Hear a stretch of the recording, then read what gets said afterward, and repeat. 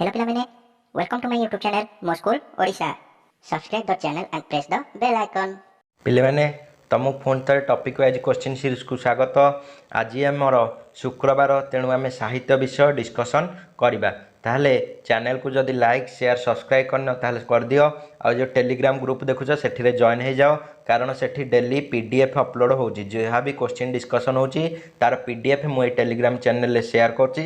ତୁମେ ସେଠୁ ଡାଉନଲୋଡ଼ କରିକି ପ୍ରାକ୍ଟିସ୍ କରିପାରିବ। ଆଉ ଯଦି କିଛି ଡାଉଟ୍ ରହିଲା ତାହେଲେ ସେ ଡାଉଟ୍ ମଧ୍ୟ ସେଠି ପଚାରିଲେ ମୁଁ ତୁମର କ୍ଲିୟର କରିଦେବି। ଅଲରେଡ଼ି ପିଲା ଜଏନ୍ ହେଇକି ଡାଉଟ୍ ମଧ୍ୟ ପଚାରିଲେଣି। ତାହେଲେ ଚାଲ ଷ୍ଟାର୍ଟ କରିବା ଆଜିର କ୍ୱେଶ୍ଚିନ୍।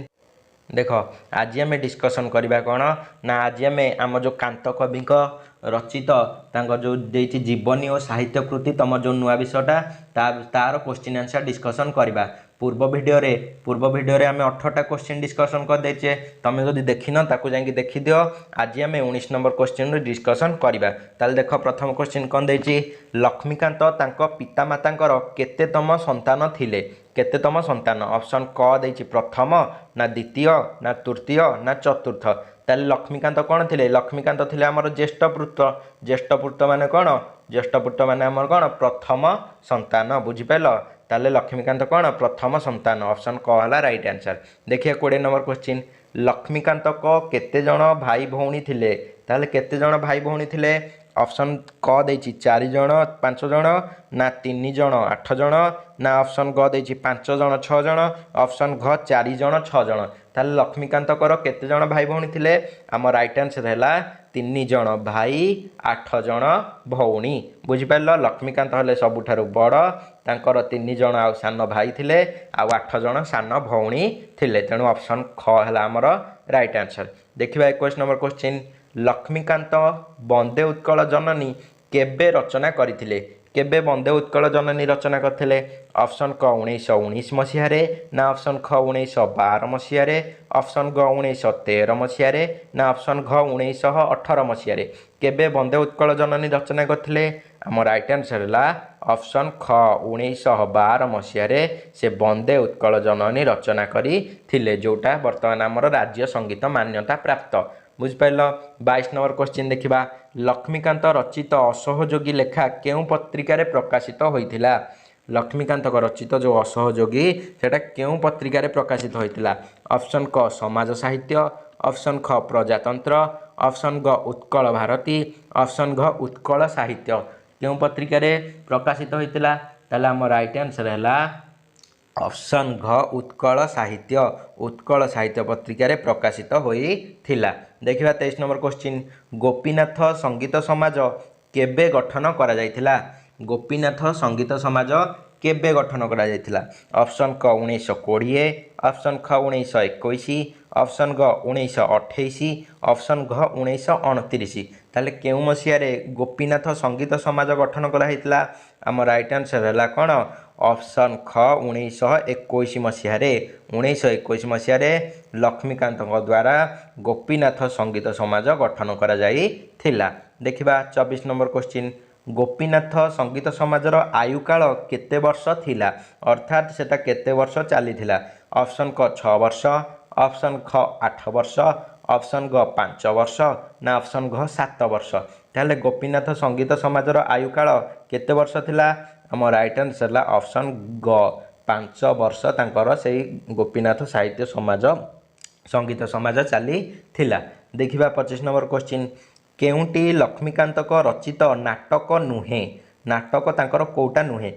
ଅପସନ୍ କ ଶରଦ୍ରାସ, ଅପସନ୍ ଖ ବସନ୍ତ ବିଳାସ, ଅପସନ୍ ଗ କାଳିୟ ଦଳନ, ନା ଅପସନ୍ ଘ ଶ୍ରାବଣ ମାସ। ତାହେଲେ କେଉଁ ନାଟକଟି ଲକ୍ଷ୍ମୀକାନ୍ତ ଲେଖିନଥିଲେ? ତାହେଲେ ଆମ ରାଇଟ୍ ଆନ୍ସର୍ ହେଲା କ'ଣ? ଅପସନ୍ ଘ ଶ୍ରାବଣ ମାସ। ଏହି ଶ୍ରାବଣ ମାସ ନାଟକଟି ଲକ୍ଷ୍ମୀକାନ୍ତ ଲେଖିନଥିଲେ, କିନ୍ତୁ ଏ ଯେଉଁ 3ଟା ରହିଲା ଶରଦ୍ରାସ, ବସନ୍ତ ବିଳାସ, କାଳିୟ ଦଳନ, ଏସବୁ ଲକ୍ଷ୍ମୀକାନ୍ତଙ୍କ ରଚିତ ନାଟକ ଅଟେ। ବୁଝିପାରିଲ? ଦେଖିବା 26 ନମ୍ବର କ୍ୱେଶ୍ଚିନ୍। ଗୋପୀନାଥ ପ୍ରେସ୍ କେଉଁଠାରେ ସ୍ଥାପିତ ହୋଇଥିଲା?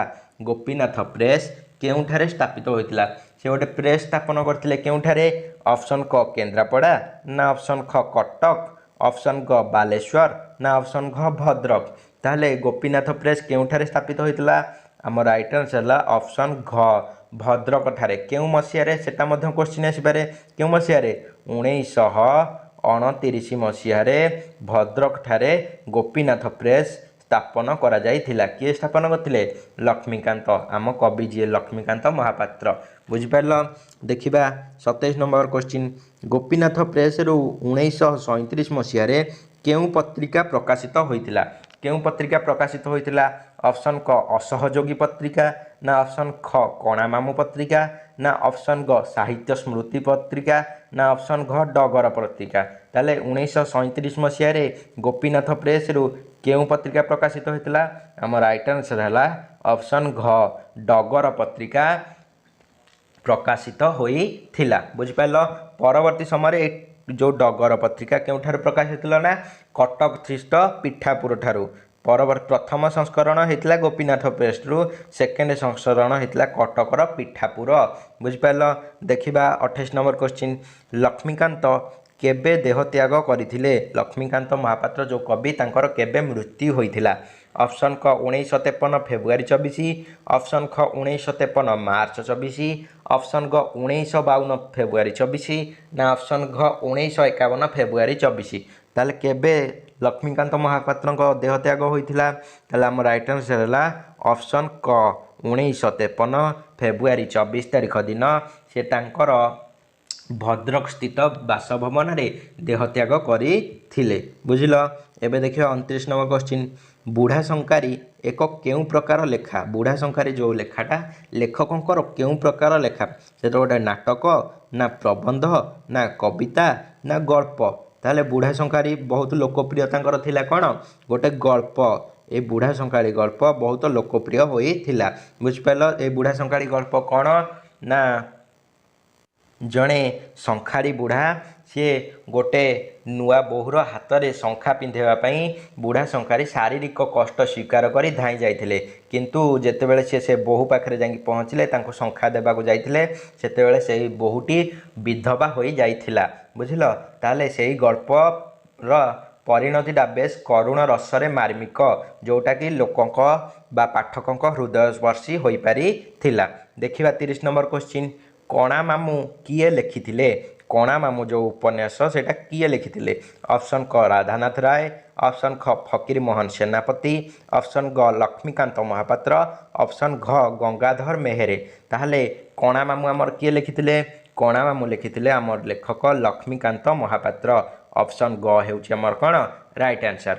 देखिबा एबे 31 नंबर क्वेश्चन केउंटी लक्ष्मीकांतक रचना ये जो देइछि ता भितर केउंटी लक्ष्मीकांत रचना चिलिका ना ऑप्शन ख जुगर मजा ऑप्शन ग मंगले अइला ओषा ना ऑप्शन घ उद्बोधन।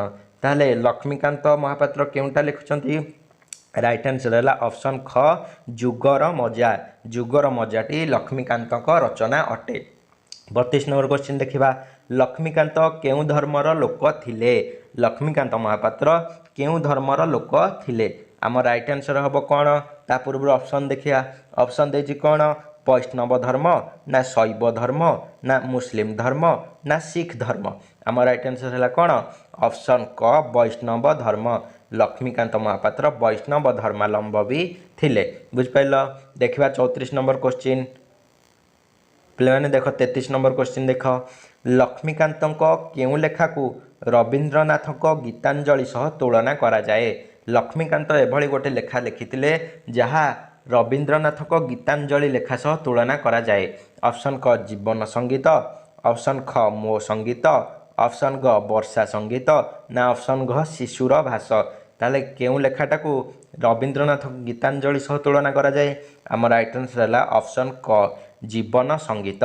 लक्ष्मीकांत जीवन संगीत लेखा रवींद्रनाथ गीतांजलि लेखा सह तुलना करा जाए बुझिपाल। देखिबा 34 नंबर नित्यानंदर संधि विच्छेद केउंटी। नित्यानंदर संधि विच्छेद कोउटी नित्यायुक्त आनंद ना नित्ययुक्त आनंद ना नित्ययुक्त देख ये हर्षईकार नित्ययुक्त आनंद ना दीर्घईकार नित्ययुक्त आनंद ना नीतियुक्त आनंद।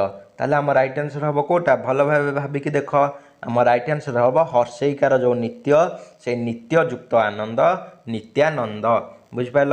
देखिबा 35 नंबर क्वेश्चन धला माणिकरे କେଉଁ କବିଙ୍କ ଲେଖା ଛାନ୍ଦକୁ ଅନୁକରଣ କରି ଲେଖାଯାଇଛି? ଧଳାମାଣିକ। ଧଳାମାଣିକ କେଉଁ ଭଳିଆ ଲେଖା ହେଇଛି ନା କଳାମାଣିକ କାବ୍ୟର ଯେଉଁ ଛନ୍ଦ ସେହି ଛନ୍ଦରେ ଆମର ଲେଖକ ଲକ୍ଷ୍ମୀକାନ୍ତ ମହାପାତ୍ର ଧଳାମାଣିକରେ ଲେଖିଥିଲେ। ତାହେଲେ ସେଇ କେଉଁ କବିଙ୍କ ଲେଖାକୁ ଅନୁସରଣ କରିଥିଲେ? ଅପସନ୍ କ ରାଧାନାଥ ରାୟ, ଅପସନ୍ ଖ ଅଭିମନ୍ୟୁ ସାମନ୍ତ ସିଂହାର, ଅପସନ୍ ଗ ବଳଦେବ ରଥ, ଅପସନ୍ ଘ ଗଙ୍ଗାଧର ମେହେର। ତାହେଲେ କେଉଁ କବିଙ୍କ ଲେଖା ଛାନ୍ଦକୁ ଅନୁସରଣ କରିଥିଲେ? ଆମ ରାଇଟ୍ ଆନ୍ସର୍ ହେଲା ଅପସନ୍ ଖ ଅଭିମନ୍ୟୁ ସାମନ୍ତ ସିଂହାରଙ୍କ ଲେଖା କଳାମାଣିକକୁ ଅନୁସରଣ କରି ସେ ଧଳାମାଣିକରେ ଲେଖିଥିଲେ। ତାହେଲେ ପିଲାମାନେ ଆମର ତ 35ଟା କୋଶ୍ଚିନ୍ ଆମେ ଡିସ୍କସନ୍ କରିଦେଲେ, ଆଗରୁ ମଧ୍ୟ କୋଶ୍ଚିନ୍ ଡିସ୍କସନ୍ କରିଥିଲେ।